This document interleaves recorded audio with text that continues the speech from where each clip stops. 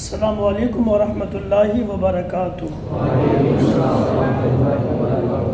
درود شریف پڑھ لیجیے۔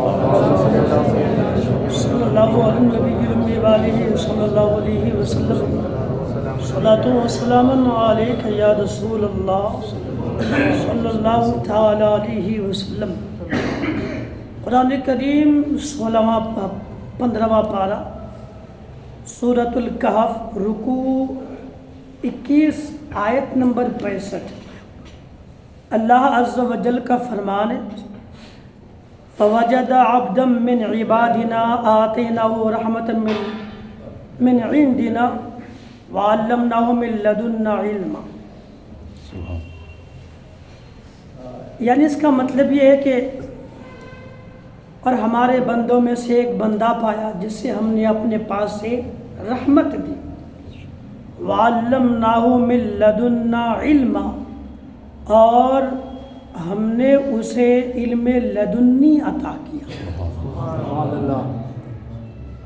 اس سے مراد جناب حضرت خضر علیہ السلام ہے، جن سے ملاقات کرنے کے لیے جناب حضرت موسیٰ علیہ السلام تشریف لے گئے۔ اللہ نے جناب خضر علیہ السلام کے بارے بتایا کہ ہم نے انہیں یعنی جناب خضر علیہ السلام کو علم لدنی عطا کیا۔ علم لدنی اس کو کہتے کہ اللہ تبارک و تعالی بندے کو کسی اور کے ذریعے سے نہیں بلکہ ڈائریکٹ الہام کے ذریعے سے خدا بندے کو علم عطا۔ سبحان اللہ۔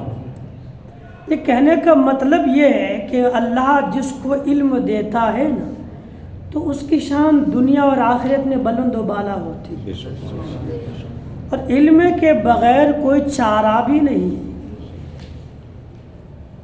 ہم بطور مسلمان دنیا میں بہت سارے ایسے کام کرتے ہیں جس کو ہم اسلام سے جوڑ کر کے دیکھتے ہیں، لیکن علم نہ ہونا تو پھر ہم کو تمیز نہیں ہوگی کہ یہ رسم اسلامی ہے بھی کہ نہیں۔ بہت ساری رسمیں ہم اسلام سے جوڑ کر کے ادا کرتے ہیں، لیکن اگر علم نہ ہو تو کیسے پتہ چلے یہ رسم اسلامی ہے کہ نہیں۔ ان رسموں کو جاننے کے لیے علم کا ہونا ضروری ہے۔ ہم میں بہت لوگ ہوں گے جو پرانی رسموں کو ادا کرتے آئے ہیں، بہت رسمیں ہیں، ان سے پوچھے کیوں کرتے ہیں؟ باپ دادا کرتے آئے تو کر رہے ہیں، غلط ہے نہ بھئی ہم تھوڑی مانیں گے۔ ہم نے اپنے باپ داداؤں کو برسوں سے لوگوں کو کرتے دیکھا ہے، لوگ اسی پر جمے رہتے ہیں۔ یہ تو کوئی دلیل نہیں نا کہ پہلے کے لوگ کرتے تھے اس لیے ہم بھی کرتے ہیں، یہ کوئی دلیل نہیں۔ سرزمین عرب میں جب اللہ کے محبوب صلی اللہ علیہ وآلہ وسلم نے دین پیش کیا عربیوں پر، لوگوں پر دین پیش کیا نا اسلام، وہ لوگ جو برس سے بتوں کی پرستش کرتے تھے بہت کہنے لگے تو نیا دین ہے۔ ہم نے باپ داداؤں کو حبل کو پوچھتے دیکھا ہے، لات منات کو پوچھتے دیکھا ہے، ہم کیسے چھوڑے اس کو؟ وہ بھی یہی کہتے تھے کہ ہمارے پرکھوں نے ان کو پوجا ہے، اس کو پوجا ہے، ہم کیسے اس کو چھوڑ دیں؟ ہم لات و منات کو کیسے ترک کر دیں؟ تو یہ کہنا کہ ہم نے اپنے پرکھوں کو اسے پوجتے پایا ہے تو کیا ضروری ہے کہ وہ صحیح ہو جائے؟ غلط بات تھی، وہ ان کا کام غلط تھا، لیکن اسلام کی روشنی پہنچی، اور اسلام کی روشنی میں جب آنکھیں کھلی تب انہیں کہنا پڑا کہ ہم جن کو مانتے تھے وہ غلط تھا، صحیح کچھ اور ہے۔ تو علم آنے کے بعد پتہ چلا کہ وہ کیا تھا اور ہمیں کرنا کیا تھا۔ ایسے ہم مسلمانوں میں بہت سارے لوگ نہ جانے کس طرح کی رسمیں ادا کرتے ہیں، وہ رسم صحیح ہے کہ غلط ہے اس کو جاننے کے لیے علم ہونا ضروری ہے۔ علم نہیں ہوگا تو بندہ پھر کسی کو بھی کچھ بھی مانے گا، جانور کو، چار پائے کو، چوپائے کو، جس کو چاہے گا اس کو کچھ بھی ماننا شروع کر دے گا۔ اس لیے صحیح غلط کی پہچان کے لیے علم ہونا ضروری ہے۔ اللہ کریم ہم تمام مسلمانوں کو علم دین سے آراستہ ہونے کی توفیق عطا فرمائے۔ جب علم ہوتا ہے تو پھر اللہ بندوں کی توقیر بڑھاتا۔ کیسے؟ جناب انس رضی اللہ تعالی عنہ کی روایت ہے، فرماتے ہیں کہ العلماء ورثۃ الانبیاء یحبهم اہل السماء ویستغفر لهم الحیتان فی البحر اذا ماتوا الى یوم القیامہ۔ کہیں سبحان اللہ۔ فرماتے ہیں کہ علماء نبیوں کے وارث ہیں، العلماء ورثۃ الانبیاء، جو عالم ہیں وہ انبیاء کے وارث ہیں۔ اور اگلا مفہوم یحبهم اہل السماء، ان علماء سے آسمان والے محبت کرتے ہیں۔ سبحان اللہ۔ آسمان والے سے مراد فرشتے ہی۔ یحبهم اہل السماء، آسمان والے، زمین والے کرے نہ کرے لیکن آسمان والے علماء سے محبت کرتے ہیں۔ وَيَسْتَغْفِرُ لَهُمُ الْحِيتَانُ فِي الْبَحْرِ إِذَا مَاتُوا إِلَى يَوْمِ الْقِيَامَةِ، اور سمندر میں رہنے والی مچھلیاں ان علماء کے لیے قیامت تک مغفرت کی دعا کرتی ہیں۔ سبحان اللہ۔ یہ ہے علماء کی شان۔ جب خدا کسی کو علم سے نوازتا ہے، وہ عالم دین بن جاتا ہے، تو دنیا جہان کے لوگ ان کے لیے دعا کرے نہ کرے، خدا کی مخلوق مچھلیاں سمندر میں رہ کر کے قیامت تک ان کے لیے بخشش و مغفرت کے دعائیں کریں۔ سبحان اللہ۔ اور بھی تو لوگ ہیں، ان کے لیے کیوں نہیں؟ علماء ہی کے لیے کیوں؟ اس لیے کہ ان کے پاس نبی کی وراثت ہے، یعنی علم دین ہے۔ گویا جس کو علم دین کی دولت نصیب ہوتی ہے، اللہ کی مخلوق ان کے لیے دعائیں خیر کیا کرتے رہے۔ جناب انس رضی اللہ تعالیٰ عنہ کی ایک روایت اور ہے، فرماتے ہیں اتبعوا العلماء فإنهم سروج الدنیا ومصابیح الآخرہ۔ کہیں سبحان اللہ۔ ہاں، اللہ کا کروڑوں احسان ہے کہ ہمیں اور آپ کو یہ عظیم سے عظیم تر باتیں سنانے کا رب نے موقع عطا فرمایا۔ اتبعوا العلماء، فرماتے ہو علماء کی پیروی کرو، عالموں کی پیروی کرو۔ پیروی سمجھتے نا، ان کی باتیں مانو، ان کی اتباع کرو، ان کے پیچھے پیچھے چلو، جو کہیں وہ کرو۔ اتبعوا العلماء، عالموں کی پیروی کرو۔ کیوں کرے پیروی؟ فرماتے فإنهم سروج الدنیا ومصابیح الآخرہ، اس لیے کہ علماء دنیا اور آخرت کے چراغ ہیں۔ آدمی ہی ہے مگر چراغ ہے دنیا اور آخرت کے، کیوں؟ علم کی وجہ سے۔ اور یقیناً جہاں عالم جگمگاتا ہے نا، وہاں آس پاس کے پورے علاقے کو روشن کر دیتا ہے۔ عالم نہ ہو تو پھر قوم اندھیرے میں رہے۔ اس قوم کو اگر اجالے میں آنکھیں کھولنے کا موقع ملتی ہے نا، شرف ملتی ہے، تو برکت علماء دین۔ گویا جس قوم میں علماء ہے وہ قوم خوش نصیب ہے کہ انہیں علم کی روشنی میں آنکھیں کھولنے کا موقع نصیب ہو سکتا ہے۔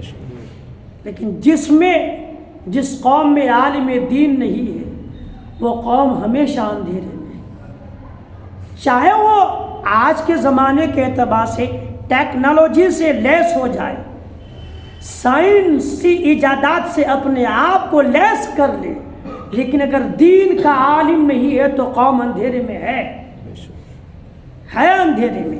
اگر اجالے میں قوم ہوتی نا تو مٹی اور پتھر اور پانی اور پیڑوں کے آگے سجدہ نہ کرتی قوم۔ ٹیکنالوجی کے دور میں بھی سائنس کی ایجادات سے لیس ہے بندہ، مگر پھر بھی اگر مٹی، پتھر، کنکر، پہاڑ، پیڑ، ندی کہ اگر آگے اپنی عزت والی پیشانی کو رگڑتا ہے تو ماننا پڑے گا قوم اندھیرے میں ہے، اجالے میں ہوتی قوم تو پھر جن کو اپنے ہاتھوں سے بنایا ان کے آگے عظمت والی پیشانی نہ رگڑتی علم کی وجہ سے۔ اب کوئی کہے گا مسلمان بھی بہت سارے ایسے ہیں جو کہیں بھی چلے جاتے کسی کو بھی اپنا پیشوا مان لیتے، کیوں؟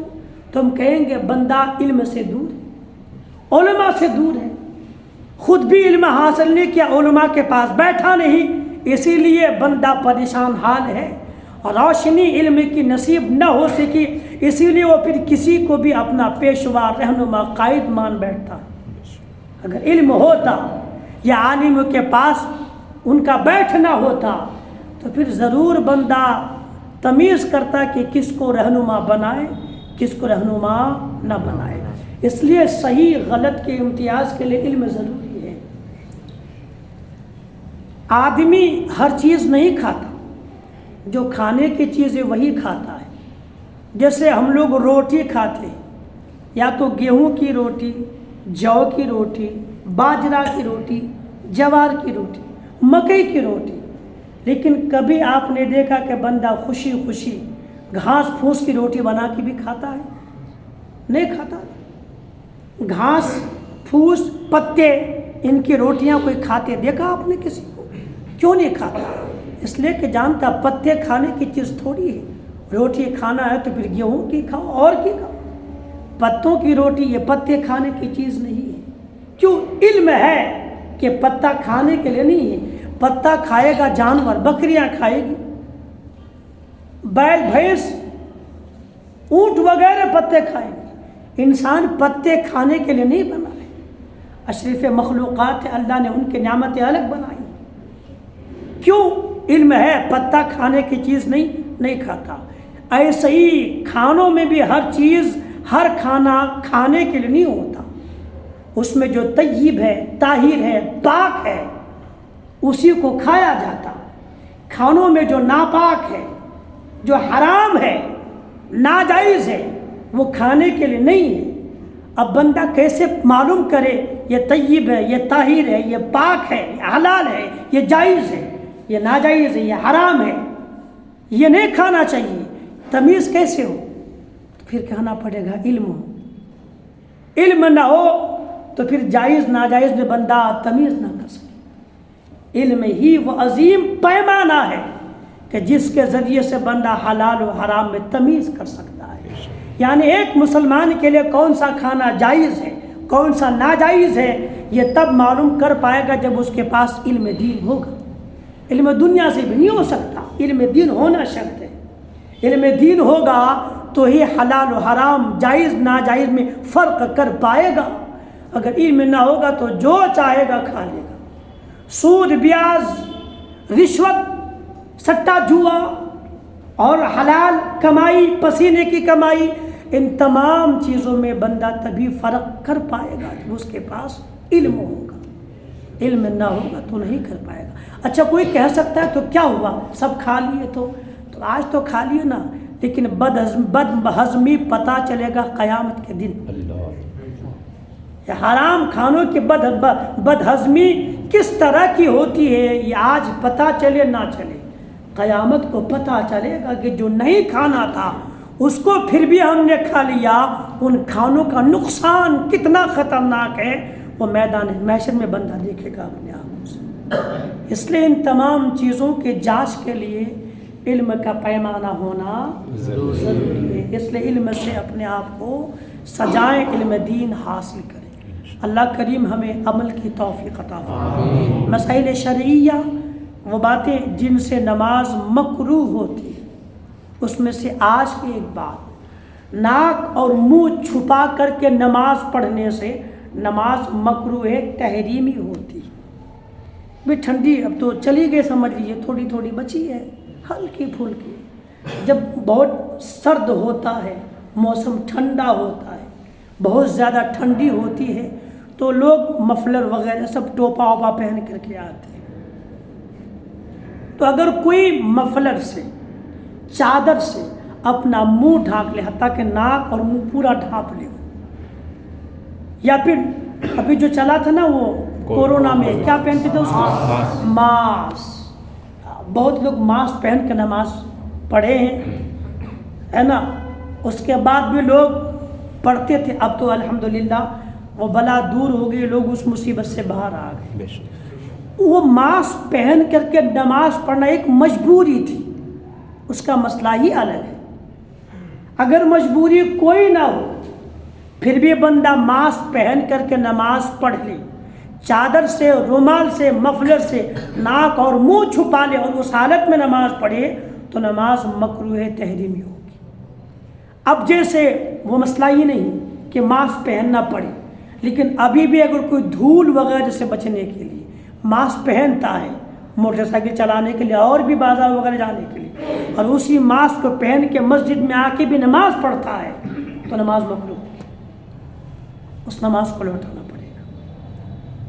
ایک دوسرا مسئلہ، جو منفرد یعنی اکیلا نماز پڑھنے والا کبھی کبھی یہ غلطی کر جاتا ہوگا یا کر سکتا ہے کہ آدمی قرآن کریم کی تلاوت کر رہا ہے، کھڑا ہے، قرآن پڑھ رہا ہے، سورہ فلق پڑھا یا سورہ ناس پڑھا، اور جو لوگ جلد باز ہیں، جو ٹھہر کے اطمینان کے ساتھ نماز نہیں پڑھتے، ان کے ساتھ مسئلہ ہو سکتا ہے کہ بندہ پھر قل هو اللہ احد اللہ الصمد لم یلد ولم یولد پڑھا، ولم یکن لہ کفوا احد، کفوا کہتے کہ تو رکوع میں چلا گیا اور رکوع میں جا کر کے قرأت کو ختم کیا. یہ ہو سکتا ہے جلد باز، یعنی کھڑے ہو کر ہی قرآن کریم کی تلاوت کو مکمل کرنی تھی، مگر بندہ قرآن پڑھتے پڑھتے رکوع میں چلا گیا، حتیٰ کہ رکوع میں جا کر کے قرآن کی تلاوت ختم ہوئی.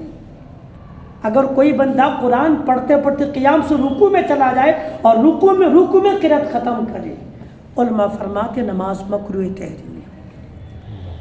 ہاں، یہ اکثر لوگوں سے یہ مسئلہ ہو سکتا ہے. وہ لوگ جو جلد باز ہیں، جو بس اللہ اکبر سمع اللہ لمن حمدہ لے نماز دے نماز کا مسئلہ جن کے ساتھ رہتا ہے، ان کے ساتھ یہ پریشانی ہو سکتی ہے. وہ خیال کرے کہ ایسا تو نہیں کہ میں اللہ اکبر کہنے سے پہلے ہی رکوع میں چلا جاؤں، وہاں قرأت ختم ہو پھر میں وہاں اللہ اکبر کروں. اگر یہ مسئلہ ہو جائے تو انہیں غور کرنی چاہیے کہ نماز مکروہ ہو رہی ہے اس کی. اللہ بچائے رکھے. تیسرا مسئلہ کہ ثنا اور تعوذ یعنی اعوذ باللہ، تسمیہ یعنی بسم اللہ، ثنا اعوذ باللہ بسم اللہ بلند آواز سے پڑھنا. کبھی کبھی کچھ لوگوں میں 10 15 20 25 100 میں سے ایک آدھا آدمی ایسا مل جائے گا جو نیت باندھنے کے بعد پڑھتا ہے تو اتنی زور سے پڑھتا ہے کہ آس پاس کے 10-5 آدمی سن لیا کر. میں مہاراشٹر میں تھا، ایک آدمی کو پریشانی تھی، ان کو بارہا سمجھا دیے مگر پھر بھی وہ پڑھے گا تو زور سے ہی پڑھے گا. کئی لوگوں نے شکایت کی حضرت ذرا آپ بھی سمجھا دیجیے. یہ بندہ پڑھتا ہے اور پڑوس کی نمازیوں کی نماز خراب کر رہا ہے. نہیں پڑھتا یہ ہے اور اس کے قریب جو کھڑے ہو کے نماز پڑھتا وہ بھول جاتا کہ میں کیا پڑھتا ہوں. ایسے کبھی کبھی کوئی آدمی مل جائے گا. اگر یہ بیماری ہے تو اسے دور کر لینی چاہیے. اگر کوئی بندہ زور سے ثنا پڑھتا ہے، بڑی آواز سے اعوذ باللہ پڑھتا، بسم اللہ پڑھتا، یا بلند آواز سے آمین کہتا ہے، کبھی کبھی ہے نا کچھ لوگوں کو یہ ہو جاتا ہے کہ میں آمین کہوں تو جماعت کے ساتھ امام صاحب نے کہا ضالین تو لوگ کہہ دیتے آمین. علماء فرماتے کہ زور سے ثنا پڑھنا، اعوذ باللہ پڑھنا، بسم اللہ پڑھنا یا آمین کہنا اگر زور سے کہتا ہے تو نماز مکروہ ہوتی. لیکن ہاں اس میں ایک بات کا خلاصہ یہ ہے کہ نماز مکروہ تنزیہی ہوتی ہے، تحریمی نہیں ہوتی. یعنی تنزیہی تحریمی کا مسئلہ یہ ہے کہ اگر تحریمی ہو تو نماز کا پھر سے پڑھنا واجب، اگر تحریمی نہیں بلکہ تنزیہی ہو تو نماز کا پھر سے پڑھنا سنت ہے. یعنی اگر تنزیہی بھی ہو تو نماز کو پھر سے پڑھ لینا بہتر ہے. نہیں پڑھے گا تو گنہگار نہیں ہوگا. اگر تحریمی ہو گیا ہے تو نماز کو پھر سے ہی پڑھنا پڑے گا، نہیں پڑھے گا تو گنہگار ہوگا. اس لیے اگر یہ ہے تو پھر تنزیہی بھی کیوں، اس لیے بلند آواز سے اگر آپ اکیلے سنت پڑھتے ہیں یا واجب فرض وغیرہ بھی اگر پڑھتے ہیں اکیلے تو اتنی آواز سے نہ پڑھیں کہ پڑوس والے بھی آپ کی آواز کی وجہ سے ڈسٹرب ہو، ان کی نماز خراب ہو جائے. اس لیے آمین زور سے نہ کہیں، دھیرے سے کہیں. بس آپ نے سن لیا اتنا ہی کافی ہے. دھیرے سے ثنا پڑھیں، دھیرے سے اعوذ باللہ پڑھیں، دھیرے سے بسم اللہ پڑھیں، تاکہ آپ کی نماز بھی صحیح ہو اور پڑوس میں نماز پڑھنے والے کی نماز بھی خراب نہ ہو. اللہ کریم سے دعا کریں ہم سب اللہ رب العالمین کے فضل و کرم سے دنیا میں علم و عمل کی زندگی گزاریں. آمین. ایک چیز میں آپ سے ریکویسٹ کے طور پر کہنا چاہوں گا کہ یہ چیزیں جو ہم سیکھتے ہیں، سنتے ہیں، پہلی بات تو ہے کہ ہم عمل کریں گے انشاءاللہ. یہ ہم جتنی باتیں سن رہے ہیں تو ظاہر سی بات ساری باتیں عمل ہی سے تعلق رکھتی ہیں. ایسا نے بھی کہہ دیے مسئلہ ختم ہو گیا. یہ ساری باتیں عمل کے لیے ہی بتائی جاتی ہیں. عمل کریں گے انشاءاللہ. دوسری بات یہ ہے کہ ہم دوسروں تک ان باتوں کو بھی پہنچانے کی کوشش کریں انشاءاللہ. اور جہاں تک ہو سکے گا ہم دین کی خدمت کے تئیں جذبہ رکھ کر کے اپنے دوسرے بھائیوں کو بھی نماز کے ترغیب دلانے کی کوشش کریں انشاءاللہ. آپ جن کو بھی کہہ سکتے ہیں، ضروری نہیں کہ پورے محلے میں آپ جائیں تو اچھی بات ہے، لیکن اگر نہیں جا پاتے تو کم سے کم اپنے گھر میں 2-4 آدمی تو ہے، ان تک تو بات پہنچا سکتے ہیں، انہیں فورس کر سکتے ہیں نا، انہیں ترغیب دلا سکتے ہیں کہ بھئی چلو نماز پڑھنے کے لیے. اگر ہماری محنت سے کوئی بندہ نمازی بن جاتا ہے نا تو یقین جانیے گا ہماری بخشش کا سامان ہو جائے. کریں گے انشاءاللہ. اپنے دوست جو آپ کے قریب ہیں، جن کو آپ باتیں بتا سکتے ہیں، انہیں 1 دن نہیں، 2 دن نہیں، 4 دن کریں، محنت کریں ان کے پیچھے. ایک بات میں کہوں، ہم سنیوں میں سے بہت لوگ کیا جتنے لوگ دیوبندی بنے ہم سنی ہی میں سے تو بنے ہیں. وہابی جو بنے وہ ہم سنیوں میں سے ہی بنے ہیں نا. تو کیا بندہ ایک دن میں وہابی بن جاتا ہے کیا؟ نہیں، بار بار آتا ہے، بار بار ٹکور کرتا ہے، اس کو ٹچ کرتا ہے. 1 دن 2 دن 3 دن وہ ہار نہیں مانتا. ایک دن تو کبھی نہ کبھی میرے جھانسے میں آئے گا. اور بندہ دوستی کرتے کرتے کرتے وہ بات بولتے بولتے آخر 2-4 مہینے کے بعد اسے اپنے ساتھ لے کے چلا ہی جاتا ہے. شیطان جو انسان کو بے نمازی بناتا ہے، کیا سمجھتے کہ ایک بار شیطان نے کہہ دیا چھوڑ دیا؟ نہ، شیطان آخری دم تک نہیں چھوڑتا ہے. حتیٰ کہ حدیث شریف کا مفہوم یہ ہے کہ بندہ نماز کو کھڑا ہوتا نا تو شیطان اپنے چیلوں سے کہتا ہے اس کو گھیر لو، آگے سے پیچھے سے دائیں سے بائیں سے، اس کو بھٹکاؤ. تب بھی نہیں چھوڑتا وہ تب بھی کوشش میں لگا رہتا کہ کوئی بات نہیں، مسجد میں آنے تک روک نہ سکے، یہ مسجد میں آ ہی گیا ہے تو نماز کی نیت باندھ لیا ہے، اس کی نماز خراب کیسے ہو، لگے رہو. چیلے کو لگا دیتا ہے اور پھر وہ چیلے وسوسہ ڈالتے ہیں تاکہ نماز خراب کرنے کی پوری کوشش کرتے ہیں. خدا کا فضل ہوتا ہے کہ نمازی بندہ شیطان کے حربوں سے بچ پاتا. نہیں وہ شیطان ایک دن ٹچ کر لیا، بھائی چھوڑ دو نماز، میں نہیں چھوڑتا، جان رہی ہے چھوڑتا ہی نہیں، ایسا تھوڑی کہتے ہیں. وہ تو بھی 24 گھنٹہ آپ کے ساتھ لگا ہے. انہیں کے چیلے چپاتے ہیں جو جماعت میں لے کے چلے آتی ہیں، وہ بھی نہیں چھوڑتے ہیں، وہ بھی پیچھے پڑے رہتے ہیں. ایک دن تو میرے جھانسے میں آئے گا. وہ ہم سنیوں کو دیوبندی بنا دیتا ہے آدمی کو بار بار ٹچ کر کے. ہم سنی ہو کر ہی ایک سنی کو نمازی نہیں بنا سکتے ہیں. 1-2 بار 3 بار کہہ دیا چھوڑو ہے، میری بات ہی نہیں مانتا ہے، اس کو کیا بتانا. یہی ہوتا ہے نا، ایسے ہو رہا ہے. ہمارا کوئی سنی بھائی غلط کام کر رہا ہے نا، ہم ایک بار منع کر دیے، چھوڑو یہ سنتا ہی نہیں ہے، اس لیے وہ پھر شیطان کامیاب ہے. ہمیں بھی کوشش کرنی ہے کہ نہیں ہم اس کو بار بار کہیں گے، 1 بار نہیں، 2 بار نہیں، 3 بار نہیں، پیار سے کہیں گے. 5 بار 10 بار کے بعد تو سمجھ میں آئے گا اس کو کہ نہیں یار مجھے بھی یہ بات سمجھنی چاہیے. کریں گے انشاءاللہ. لائیں گے دوستوں کو، ماحول بنائیں گے انشاءاللہ. ایک بھی شخص اگر ہماری کوشش سے سدھر گیا نا ہمارا بیڑا پار ہو جائے گا انشاءاللہ. اللہ کریم ہم سب کو عمل کی توفیق عطا فرمائے. الفاتحہ.